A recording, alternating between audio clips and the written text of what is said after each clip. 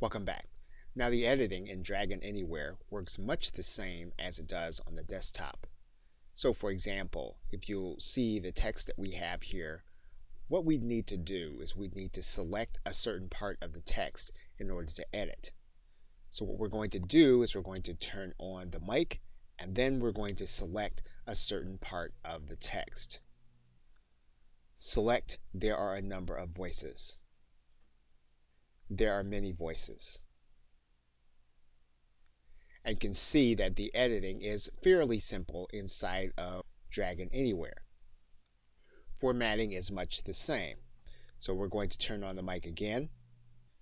Select the problem is. Bold that. So you can see if you understand the editing commands inside of Dragon Naturally Speaking, it's easy to transfer them to the mobile device. Now we can take this message and we can share it in a number of ways. In order to do that, we're going to click the button at the very top, and we can decide to email as an attachment, or share the document. What we're going to do right now is click Share Document.